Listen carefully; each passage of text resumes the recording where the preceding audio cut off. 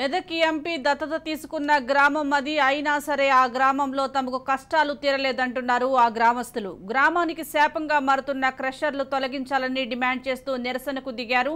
ఏకంగా రానున్న ఎన్నికల కోసం 100 నామినేషన్లు దాఖలు చేస్తూ తమ నిరసనను వ్యక్తం చేసేందుకు సన్నాహాలు చేస్తున్నారు. ఇప్పుడు ఈ వార్తే తెలంగాణలో సంచలనం సృష్టిస్తోంది.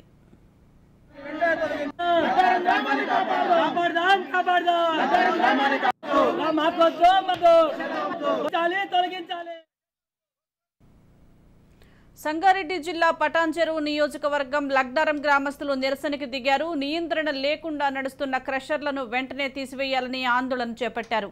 ఈ సందర్భంగా 100 నామినేషన్లు వేసేందుకు గ్రామస్తులు సన్నాహాలు చేస్తున్నారు. ఇంటింటికి తిరిగి భిక్షాటన చేసి నామినేషన్లు వేయటం ద్వారా నిరసన వ్యక్తం చేస్తామంటున్నారు. జిల్లా కలెక్టర్ దిగివచ్చి స్పష్టమైన హామీ ఇచ్చే వరకు తమ నామినేషన్ల ప్రక్రియ కొనసాగుతోందంటూ గ్రామస్తులు అల్టిమేటం జారీ చేశారు. దీనిలో భాగంగానే గ్రామస్తులు గోపాల్ రెడ్డి వీరేశం ఆధ్వర్యంలో ఇంటింటికి వెళ్లి నామినేషన్ ఖర్చులకు సంబంధించి నిధుల కోసం భిక్షాటన చేశారు.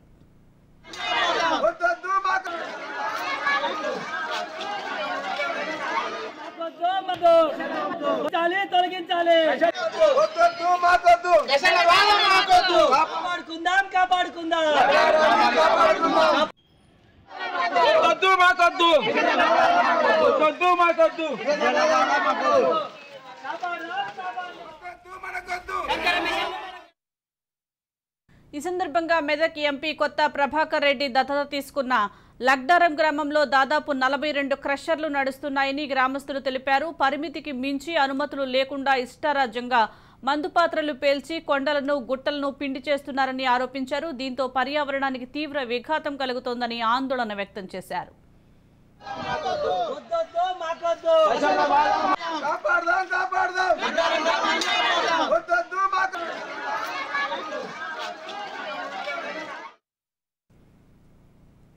క్రషర్ల యాజమాన్యం ఇష్టారాజ్యంగా బ్లాస్టింగులకు పాల్పడడంతో తినే అన్నం కూడా కలుషితమవుతుందని గ్రామస్తులు చెబుతున్నారు. దీనివల్ల గ్రామ ప్రజలు ఆరోగ్యం క్షీణిస్తుందని ఆవేదన వ్యక్తం చేశారు.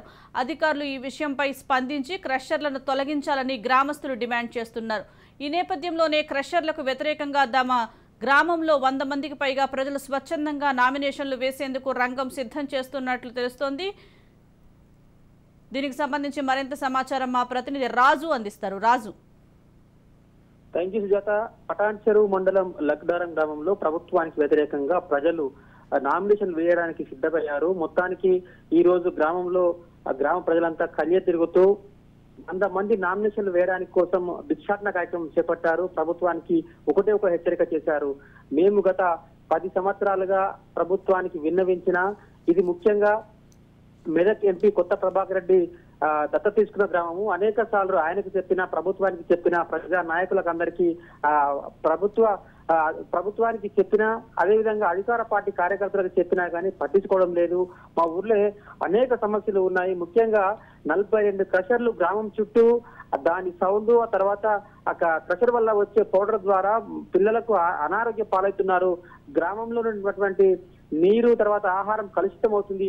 మందు పాత్రలు పేల్చడం కారణంగా రాళ్ళు వచ్చి మా ఇండ్ల మీద పడుతున్నాయి, ఇండ్లకు పగులు ఏర్పడుతున్నాయి. కాబట్టి మా గ్రామాన్ని కాపాడాలి.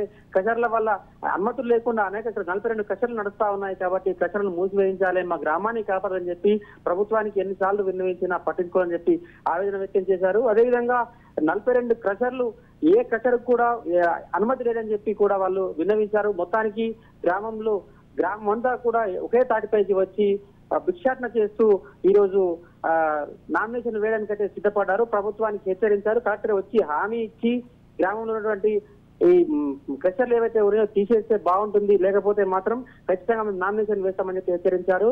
ఏది ఏమైనా మందు పాత్రల కారణంగా, తర్వాత క్రషర్ తో వచ్చే పౌడర్ కారణంగా గ్రామం అంతా కూడా కలుషితమైంది. అదేవిధంగా పర్యావరణానికి ముప్పు వాటిల్లింది. ఇక్కడ కొండలు గుట్లు అన్ని కూడా ఇప్పటికే బడాబాబులంతా కూడా మొత్తం తవ్వేశారు. రాబోయే రోజుల్లో పర్యావరణానికి పెద్ద ముప్పు వచ్చే అవకాశం ఉంది. మా గ్రామాన్ని కాపాడని చెప్పి కూడా ప్రభుత్వాన్ని విన్నవించారు. 100 మంది స్వచ్ఛందంగా ప్రజలే వచ్చి నామినేషన్ వేయడానికి అయితే సిద్ధపడ్డారు. ప్రభుత్వ అధికారులు అయినా పట్టించుకోవాలని చెప్పి ఆవేదన వ్యక్తం చేశారు.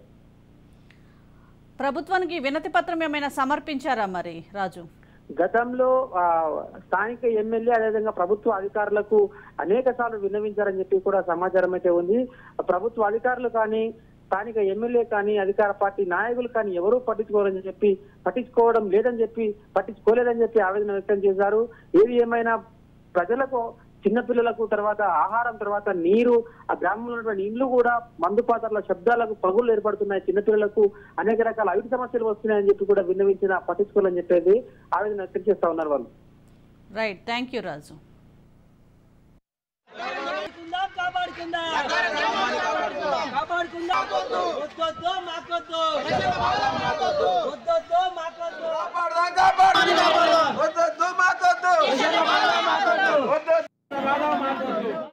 స్పందించే నాదుడు లేడు, వీడు మొత్తుకున్నాడు, ఏడ్చిండు.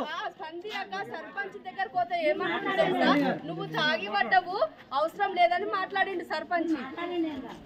సర్పంచ్ అట్లా మాట్లాడిండు. సర్పంచ్ కాదు, కొంతమంది వేరే వాళ్ళు తాగి పడ్డారని చెప్పేసి తాగడానికి కారణం కూడా ప్రభుత్వమే. ఇల్లు తప్పకుండా బెల్ట్ షాపులు ఎక్కడ ఏ రాష్ట్రం మొత్తం కారణం కూడా ప్రభుత్వమే బాధ్యత వహించాలి. తాగితో ఒక బాధ యాక్చువల్లీ వాళ్ళు తర్వాత 4 రోజులు కూడా తాగేసి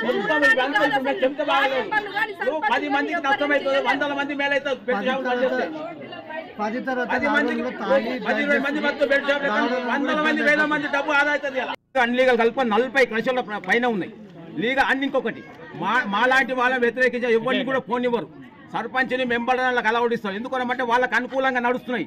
తెలియకుండా లీగల్గా అన్ని 40 క్రషర్లు నడుస్తున్నాయి. 40 క్రషర్ల డస్ట్ మేము మింగుతామా? ఒక్క క్రషర్ డస్ట్ అంటే మింగుతాం.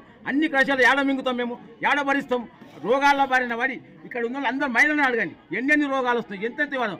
నా కొడుకు యాక్సిడెంట్ అయి చనిపోయింది. దానికి కారణము ఇక్కడ అపర్ణ టిప్పరు, అది కోరి బండి వచ్చి నా గుద్దుతా నా కొడుకు స్పాట్లో అవుట్ అయ్యాడు. నా కొడుకే కాకుండా మళ్ళీ మొన్న లేటెస్ట్గా ఒక్క బైక్ మీద 2 తెచ్చిండు. ఇంకా వేరే బండి గుద్దల ప్రెషర్ బండి. మళ్ళీ ఒకనాడు ఒక బండి ఒకటింది, వాళ్ళు ఒకటే చచ్చిపోయారు. ఒక బండి గుద్దిపోతే ఈ ఒక బ్యాతోల నుంచి 2 చచ్చిపోయారు.